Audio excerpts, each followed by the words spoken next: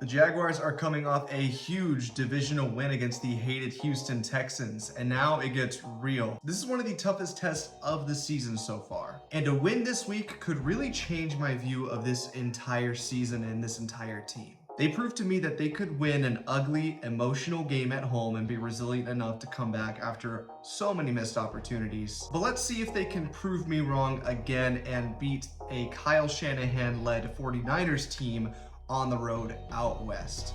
Let's break it down.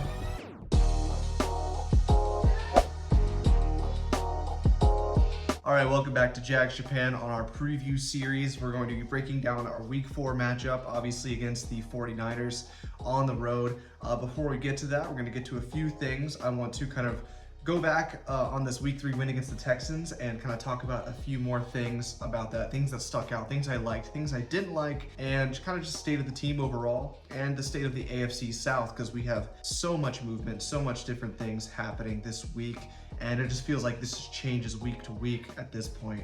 But to break down the Jaguars versus Texans, what a huge win for the Jaguars. I know I had the Jaguars winning this game from the start, all the way back from my season preview, all the way back from last year. I thought the way things ended last year, I thought if they're going to win any game, I think it would be this one, just because of the emotion behind it, what it meant for the Jags, what it meant for Trevor, and for the Liam Cohen era to kind of set a new culture, set a new standard. Now, I thought they would do that, but did I really think they would do that? In my heart of hearts, I was still expecting maybe a flat performance for the Jags to still be the Jags. In a lot of the ways they were, but in one area that they were not the Jags is that they actually won this game.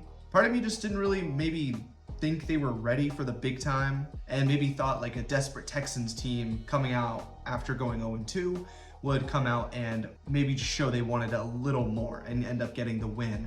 But this is a game that the Jaguars always lose. And I mean, they have the past, 6-7 times, really back to 2017.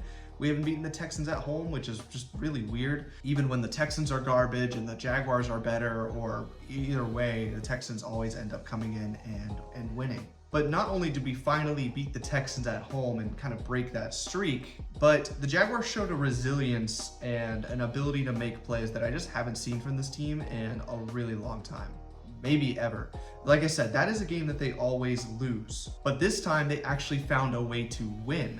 And how could I not be proud of this team for kind of fighting their way back, making plays when it mattered, and just showing a lot of resiliency and snatching victory out of the mouth of defeat. How usually they're snatching defeat out of the jaws of victory, which is basically what happened last week against the Bengals. The Jaguars had the game. All they had to do was not screw it up. And what did they do? They screwed it up, and they gave the other team a chance to win, and the other team took it. This week, the Jaguars did screw it up a lot, but the Houston Texans screwed it up a lot. And when it came down to crunch time, the Jaguars were the one to actually make the play to win the game. Multiple times, from the Nico Collins fumble from Tyson Campbell after he let up that big play to fight back and make a play when we really needed it, because the Texans were driving down to win that game, and the defense showed up again.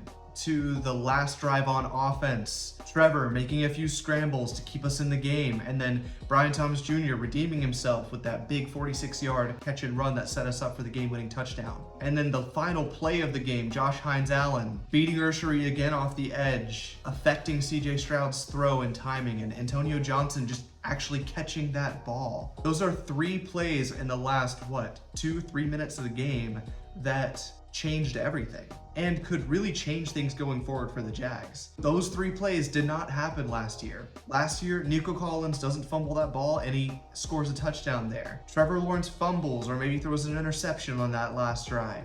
And maybe Josh Hines-Allen gets around the edge and affects the throw, but Antonio Johnson drops it, and the next play, maybe the Texans score a touchdown. These are all things that would have happened in the last few years, but didn't this year. It makes me feel better that they actually overcame the missed opportunities and the bad plays that they had in the game. And then on top of all of that, the Jaguars were able to bury the Houston Texans and basically end their season. And how many times do we get to say we get to do that, especially the last few years? I was hyping up this game all last week, saying it's the biggest game this season.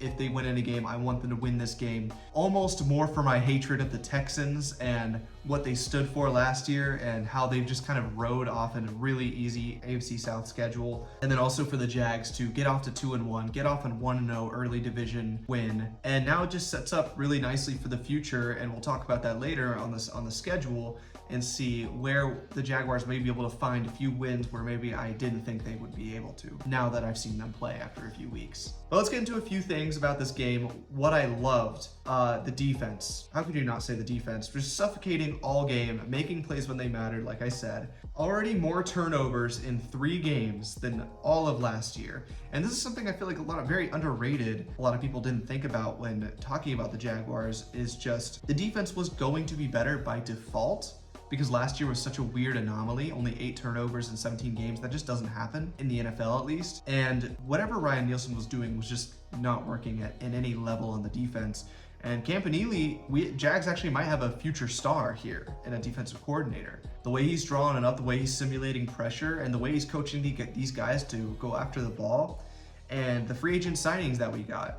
Jordan Lewis, all over the field, played incredible all day. Gardeck making plays, giving a lot of attitude to that defense. Eric Murray just being solid in the back end. And then mainstays on this team just rising above and playing to their best ability. Josh and Trayvon were just all over the field. They were affecting CJ Stroud the entire game and whooping that offensive line. Eric Armstead contributing and being a really solid player up the middle. Devin Lloyd having his best game so far, and Aluakun still just being that really consistent player that he's always been. And then Tyson Campbell really stepping up his game. It's like, it's been a while since we've seen Tyson Campbell healthy and like be kind of that lockdown corner. Now he gave up a few plays, and yes, that pass to Nico Collins for the touchdown, that was his fault for biting on the double move. But besides that, he had a pretty clean game and made some really great plays. And obviously, in my opinion, maybe the best play of his career so far, the punch out of Nico Collins and the fumble and what that meant for that game. But turnovers, dominant defensive line, really sticky secondary that just runs to the ball and catches the ball. Love that about the defense. On the offensive side of the ball, I know it was a rough day for the offense. But one thing I like about this offense is that its ability to spread the ball. And it can be looked at as positive and negative. Negative-wise, maybe there isn't one specific guy that has really taken over the wide receiver room and been the most reliable target for Trevor. We were hoping BTJ would be that, but obviously he's off to just a really slow start, and hopefully he can pick it up soon. But I think it's also a positive that the Jaguars have so many options to go to on an every down basis. When you think about the target share for this game, it felt like every wide receiver or every pass catcher that suited up for the Jaguars got a catch in this game. Another thing is the offensive line. Trevor has been relatively very well protected so far in the first 3 games, and especially this game. I know Will Anderson did have a sack, and like they have a really good defensive line, and they're going to get theirs eventually. But so far, I'm really impressed with how the offensive line has protected Trevor in pass protection and obviously been able to run the ball. Speaking of running the ball, obviously they had a really slow day for running the ball against the Texans. But I think that was kind of the Texans' game plan, was basically just to key in on stopping the run at all costs and let their very talented secondary kind of like be man-to-man and lock down the Jaguars receivers. And I think they kind of knew if they could stop the run and force him to have to throw every play, that they had a pretty good chance of shutting us down.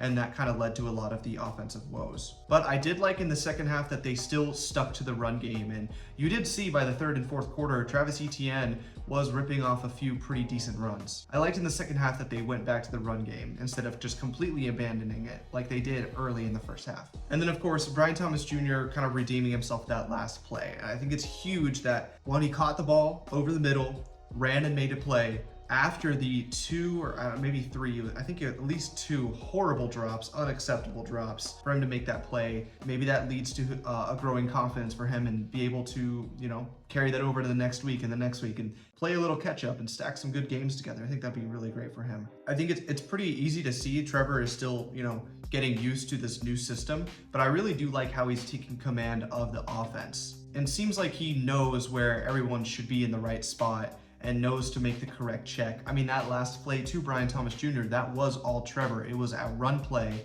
Trevor got him out of the run play because it was a zero blitz and made the correct read and the good throw to Brian Thomas Jr. to make a play. And that's what you'd love to see out of your fifth-year quarterback in a first year of a new system. And also to bounce back from that terrible interception, obviously we'll talk about that too, but to be able to bounce back from that and to be able to make plays and drive them down the field on the last play, on the last drive, I think that was really great to see. But he still needs help. He can't have 6 drops. I mean, yes, the stats don't look good, 20 of 40, but if our receivers just catch the ball, it's 25, 26 of 40 and probably over 300 yards. And we're talking about it completely different. But also one other thing is I really like the Jags so far have gotten out to an early lead in every game this year, which is the complete opposite of last year or the last few years where I felt like they were always playing from behind. And so I really like that we're, trying to take the ball first a lot. Our defense is getting an early 3 and out, setting up our offense to take the lead and maybe even double up on a few games. The Jags just need to cash in on some of those opportunities. I mean, through 3 games so far, if the Jaguars offense just doesn't miss those opportunities, they're up 14-0 on each game. But now let's go into what I didn't like. And there's still a pretty long list for this as well, even though the Jaguars won. The offense looked broken at times. And obviously you look late in the game and you see 4 drops in a row. BTJ drops a ball, Parker Washington drops a ball, ETN drops a ball, Trevor throws a pick, then BTJ drops another ball. It really looked terrible and it was hard to watch.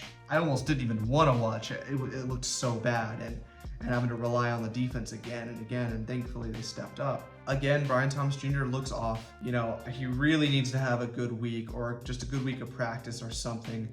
I'm glad he made that final play to help us win the game. That was great, and I liked his resilience there. And I'm also glad that they didn't just yank him off the field, because I'm sure there was a lot of people saying, hey, get 7 off the field. He's in his own head. We need somebody we can trust to catch the ball. But good for him for making the play to win the game, but still concerning to drop those passes. And some of them, obviously the one down the sideline, that was a good ball, but I could see it being a little hard to come down with that. But some of the ones over the middle and ones even on the side are just unacceptable. Like I said before, the running game really struggled. Obviously, this offensive line and Liam Cohen, they are just human. They can't run against everybody. So that'll be a big thing going forward, is if the running game fails, is the passing game, and Trevor Lawrence going to be able to kind of carry this offense and make plays. So we'll have to see on that. Penalties again, 3 weeks in a row where penalties are killing us. They got to figure out a way to clean that up, whether it's the holdings, the missed alignments, the false starts. We gotta clean that stuff up, especially on offense. And then something I didn't expect this year was kind of the special teams problem so far through 3 weeks, specifically on the field position battle. It's every single week at this point where I always see the other team. I feels like they're always starting at the 40-yard line, 35-yard line, maybe even sometimes 45-yard line when they start a drive. And the Jaguars always seem to be starting at their own 20. With the new kickoff rules, it should be a given that you at least start at the 30-yard line. Seeing every other team kind of perfect that and getting great field position while we are constantly behind, that needs to change, because that's really setting our offense back. I mean, you're letting the other team's offense get to a point where they only need to get 2 first downs to be in field goal range, where we still have to get 3 or 4 to get to that range. And then speaking of field goal range, something nobody's talking about is Cam Little's first miss. A bad one from 47 yards. Can't have that in such a close game. And you could blame Liam Cohen for kind of icing his own kicker, and maybe that kind of got into his head. It was a really windy day, and Fairbairn missed one of his kicks as well. He did make a 52 that didn't count earlier in the game, so it's not like he can't make the kick or anything. It was just weird to see him miss what is considered a slam dunk in today's NFL for kickers. It'd be something to watch going forward. Hopefully this doesn't get into his head or anything, and he kind of just bounces back very well and continues to be that reliable kicker we need him to be. And then here's just some obligatory Travis Hunter talk. We have to talk about it every week. Basically, until he, has his breakout game, people are going to be expecting more. And was I expecting more? Yes, I was. But that doesn't mean he had a bad game or anything. I honestly think he played pretty well, specifically on defense. And again, he split about both sides of the ball, which the national media loves to hate for some reason. I mean, it's why he was the unanimous number 2 pick in the NFL draft. It's why he won the Heisman, is because he plays both sides of the ball. But he gets picked to Jacksonville, and now everyone's saying, oh, the Jags aren't using him right. Travis Hunter's gonna fail in Jacksonville because they can't use him right. The Jags suck for not using him right. And I think it's just really stupid. Like, he's a rookie. This is third game. And yes, people were expecting more. We were expecting maybe a highlight show, but I think, you know, it is really hard what he's trying to do, and it's still really amazing. I feel like people are taking it for granted that he's literally playing both sides of the ball. He's going out on offense and he's going back out on defense. And yes, would we like to see some more splash plays? Of course, but I really think those will come with time. And we did see him finally have kind of his highlight play so far of the year, that 2nd and 20 catch where it was just a quick out route, maybe 2 or 3 yards for maybe a normal average wide receiver, but he made it 21 yards. And that's what's special about Travis Hunter. You get the ball in his hand and he can do something special. And so I'd like to just see a little bit of that moving forward. The problem here is I don't know if they fully trust him to go out on offense and execute every down. It definitely looks like he may not have a complete grasp of the playbook so far. Constantly being kind of out of alignment, Trevor having to like tell him to go that way, or maybe he's motioning the wrong way and they had to call a timeout. That happened at least once this game. And it's looking like almost every other drive, there's a play or two where they have to kind of put him in the right spot or something like that. So he'll learn from that, I think, the more that he picks up his playbook. But so far, I'd like to see a little more. But what I did see from defense was really cool. I actually saw him matched up on the Texans' #1 wide receiver, Nico Collins, a lot, which I thought was really interesting and kind of just shows a lot of the trust that they have in him and the coverage skills. He did give up a few catches. Obviously, it's, you know, Texas #1 wide receiver. Nico Collins is great. He's going to get his. But I think he battled really well with him. And whenever he was on the #2 wide receiver, whenever they showed highlights of it, I mean, he was sticky in coverage and really dominant on the Texans #2 wide receivers. But all in all, I think he played fine. I think it's a good stepping stone, and I think I'd like to see him a lot more this week on offense, given that the 49ers are a little weak on the offensive side, and I think the 49ers secondary can kind of be picked on, and I think Travis Hunter could really have a breakout game this week. But I think we just like to see some more progression from him overall, and maybe just a few more highlight catches, maybe dial up something downfield. We haven't seen anything downfield from Travis Hunter. I think it'd be a lot of fun to see. The only time we did see anything on Travis Hunter down the field was when Trevor threw that pick in week 1. If Trevor throws that ball a yard further, then that might be a touchdown for Travis Hunter. So I'd like to see more stuff like that. And I think people just need to lay off him and relax. Kind of like when Trevor Lawrence came out, I think people thought, oh, we picked him, he's going to be the savior, he's going to be, you know, the next, you know, GOAT or something. But I think he's still a rookie, he still has a lot to learn. And I think he's playing pretty well, especially at corner right now, and I think he'll come along and play better as a wide receiver. But my big picture takeaway from this win is that the Jaguars won a game they almost always lose. They also helped to keep up with the Colts in now a two-way race in the AFC South. So let's kind of move on to go around the AFC South really quick. Current standings after 3 weeks, the Colts are 3-0, coming off a huge win against Tennessee, where they really just kind of asserted that they're not only the team to beat in the AFC South and clearly the front runner, but possibly the whole AFC, which is something so surprising to me because I'll be honest, I didn't think they were going to be very good at all this year. But with the resurgence of Daniel Jones as so far this year an elite quarterback, which is crazy to say, and a pretty weak schedule to open up, I think the Broncos, as people are seeing, aren't as good as people thought. And being able to open up with a very bad Miami team at home and then having the Titans away, which they look even worse than I thought they would be, really helps them kind of go up to a 3-0 commanding start. It's more about how they actually look and less about who they're facing to me, because you could argue that the Jags have a pretty easy schedule coming out and they look pretty good, but the Colts look like a whole different team in the past few years. They can do anything they want on offense, running the ball, passing the ball. Daniel Jones just looking like Josh Allen out there. And if they keep this up, the division's theirs easily. I don't care how good the Jaguars are. If the Colts go 14-3, I don't think they're going to, but if they go something like that, 12-5, I don't think the Jaguars are keeping up with that. And the way they're looking, they have all the momentum right now to keep it up.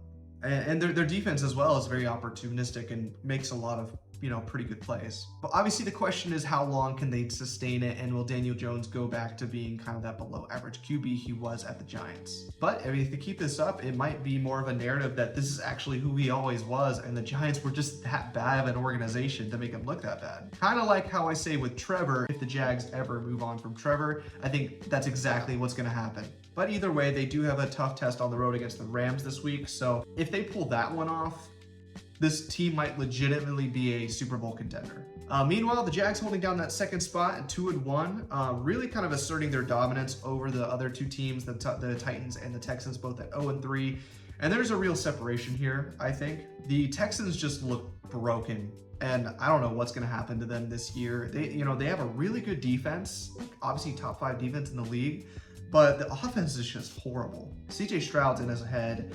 He's completely regressed from 2 years ago when he had that amazing rookie campaign, which is good to see for Jags fans, but just really crazy to see. And the Titans actually might be worse than I thought, like I said. And even though Cam Ward still shows a lot of flashes, and he has a great arm, and he is really fun to watch, but this team is really bad, and they honestly might be picking in the top 5 again this year. But I may have to change my thoughts so far on the division with, the Texans basically out of the picture unless they can pull off a miracle, and the Titans in full rebuild mode. The Colts coming out of nowhere to be a top team in the NFL is a real problem for the Jaguars. Not that I thought that the Jaguars were going to win the division this year, but with the Texans out of the picture, it's up for the taking. The Jaguars just have to handle their business. And it really could come down to weeks 14 and 17 for the division.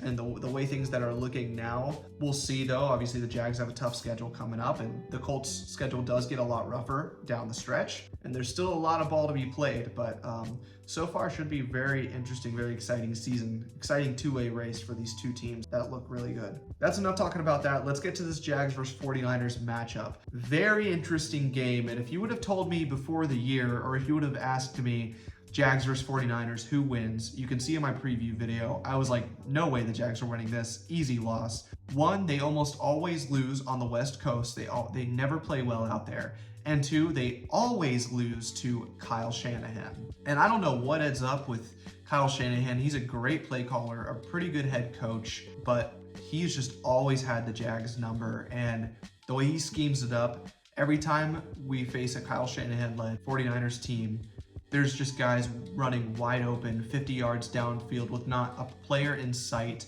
and they always just beat us down. Some really awful performances that I've seen Jags versus 49ers over the years, even going all the way back to 2017 when the Jaguars had that amazing run with Blake Bortles and that Jalen Ramsey-led defense. We went out to go face a bottom 5 worst team in the NFL, 49ers team, and they just mopped the floor with us. Like I said, players running open all day, even with a bad team. So before the season, I would have said, no way, we're going to lose this game. The 49ers are a really good team, and they're really well coached. But given how the Jaguars have looked so far, and given how the 49ers have looked so far, and some key injuries that we're going to look at soon, I think the Jaguars have a chance here. But let's get to those injury news. First, on the Jaguars side, pretty clean, thankfully, 3 weeks in the season.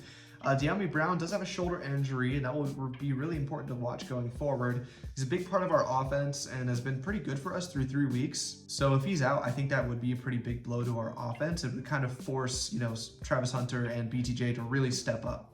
We have seen Parker Washington step in and play pretty well, though he did have a few bad drops last game as well. So, like I said, I'm curious to see if De'Ami Brown is out, do we have Travis Hunter playing a much bigger role on offense this week? But he is just questionable, so we could see he's a tough guy, so maybe he'll fight and try to be in the starting lineup this week. But on the 49ers case, we have some pretty scary injury news for them. Nick Bosa out for the season with a torn ACL. And the 49ers losing Nick Bosa is like the Jags losing Josh Hines Allen and Trayvon Walker at the same time. It completely changes their defense and how they play. With him out, huge sigh of relief to the offensive line this week.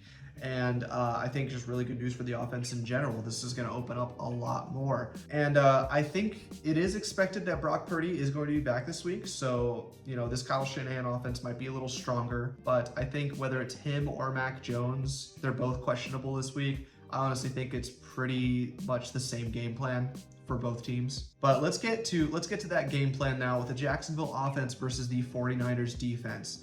And I think this is definitely going to be a little bit of a lighter test for the O-line this week after going up against Hunter and Will Anderson Jr. last week. They'll be going up against Bryce Huff and Mikael Williams, which I don't know. He's questionable as well, so we'll see if they even have him for that week. Either way, the 49ers defense is still pretty good up front, even without Bosa. So the offensive line is still going to need to be on their P's and Q's, and it's really going to need to dominate the line of scrimmage this week and establish a much better run game after last week. I do think this will be a better offensive game for Trevor and Cohen. The 49ers secondary definitely looks like it can be picked on a bit. None of the names really stand out to me. And they're also just a little banged up as well at corner with Bernardo Green and Trey Tomlinson out. So I really do think that there could be some opportunities for big plays, which we haven't seen a ton of this year on offense. So I'm excited for maybe to see something like that. I do think they should emphasize the run game a lot early on, and maybe kind of a quick passing game, to slow down the pass rush and get the ball in space away from Fred Warner if they can, to kind of get the offense in a rhythm and kind of get some chunk yardage and get some long sustaining drives. Few matchups to watch. This is another big game, for our tackles, Anton and Walker Little. I think they've been playing amazing so far, much better than I thought they would.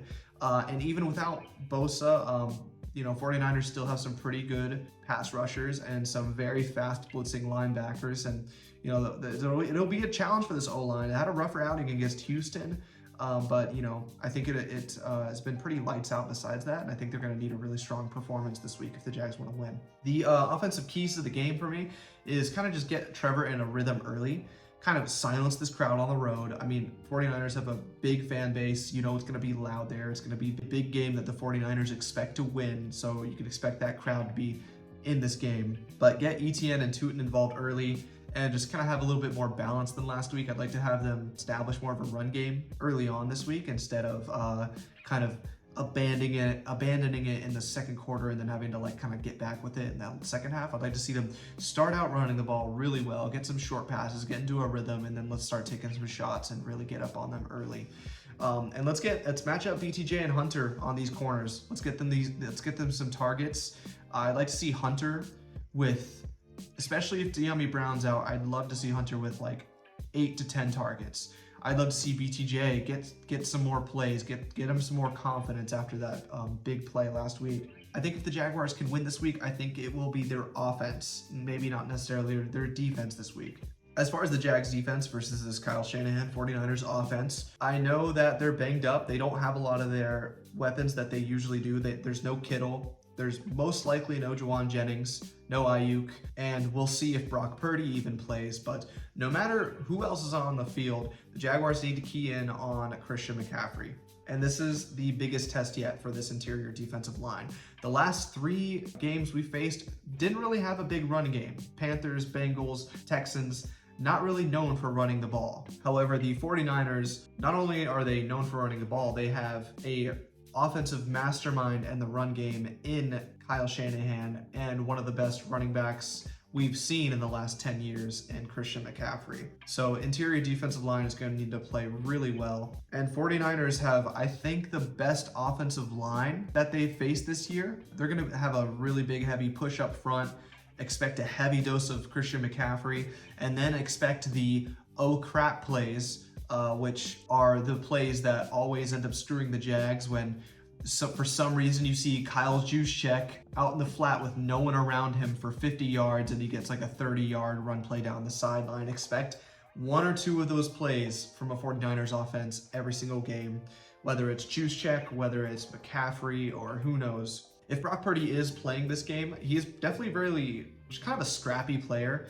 Kind of reminds me of Gardner Minshew if he fulfilled his biggest potential, and is very much an in-rhythm passer, very smart, very cerebral. But if you can get him off his game early, establish some pressure, and contain McCaffrey, that's really all they got. If Mac ends up playing, it's honestly the same game plan. Cerebral, sits in the pocket, and can be a little scrappy at times. But get him off the game early.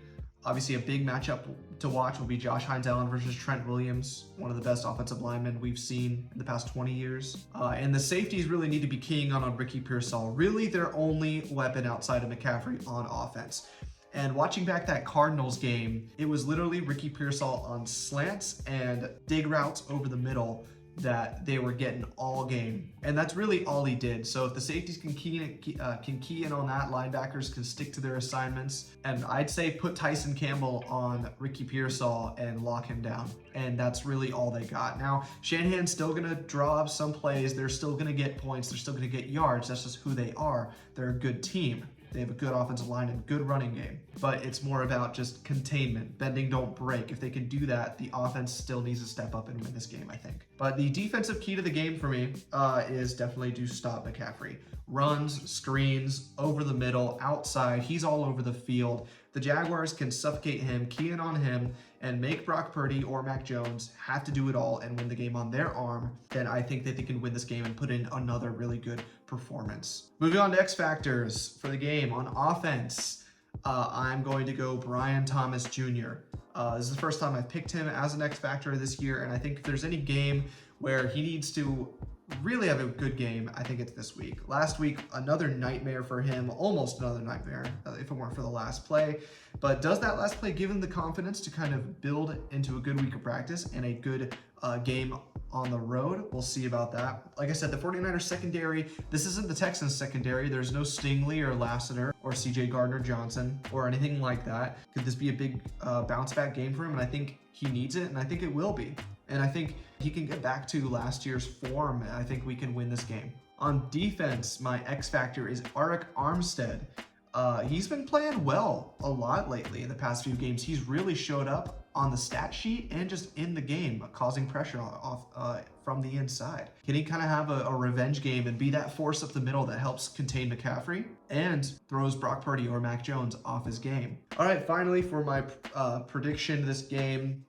And basically, here's my main point about this game. Last week was a huge emotional win at home against the hated Texans. They proved that to me, and that's awesome.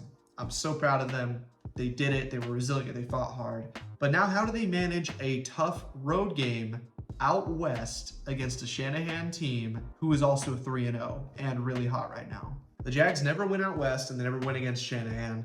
I know these are two completely different teams from all the years back then, and injuries have massively piled for the 49ers.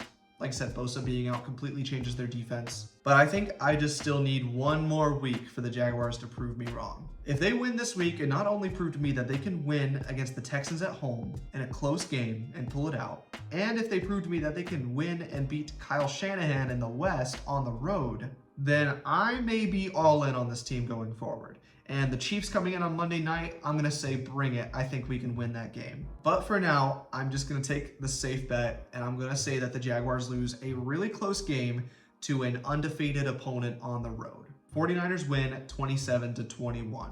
Now, this is what I thought before the season. I thought that they would lose this game, but I would thought that they would get blown out because I just thought it's the 49ers on the West Coast. They'll get blown out. But with what I've seen from this team, I really think they can be close in every single game this year, no matter what the circumstances are. And it's not the end of the world if, they lose this game. Like I said, it's an undefeated team on the road. Usually in the NFL, you're not supposed to win those games. But let's just see how tough and resilient this team is. Like I said, if they win this game, the whole schedule opens up and every game is winnable to them. I think it already is at this point, and I think this game is a winnable game. This game went from, oh yeah, that's going to be a blowout 49ers win to, I don't know, I really could see a possibility that the Jaguars win this game if they play well. To me, the Jaguars are on track for, I think, how they will do this year. I had them 2-1 at this point in the year in my preview, but I think their potential is a lot better than I expected. And with how good our defense and how good our offensive line is playing up to this point, I think the sky's the limit for this team. Now, the thing is that the Jags skills players need to step up. Trevor needs to play a little better. He's doing pretty well, has good command of the offense, but he still makes those 2 or 3 horrible plays a game. We got to cut down on that at least a little bit, or just be more consistent. And then can our Jaguars skill position players, be who we thought they were? The Jaguars are 2-1, which is awesome. They're 2-1, have played some close games, have had some pretty good offensive showings, and our main skill players haven't showed up, Brian Thomas Jr. and Travis Hunter. So what's going to happen when they actually show up? I think it could be fireworks. And if that happens, I really think playoffs could be in the cards this year, surprisingly.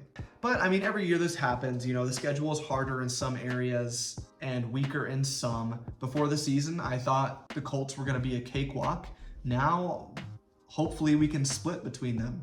I think the Chiefs look really beatable on Monday Night Football, and the Seahawks, who I thought were also going to be a cakewalk, look like a really tough team, and that home game is going to be a really tough one after that Monday night game. Either way, it all balances out, and I think if the Jags can just keep improving and kind of keep up with the Colts, we could look forward and see that Week 17 game at Indianapolis as maybe the decider for the division. Well, we got a long way to go, and I'm excited for this team so far. Let me know what you think the Jaguars do this week, what you think of the Jaguars so far. Are you excited for the team moving forward? Do you think there's a lot of areas that we can improve on? Let me know.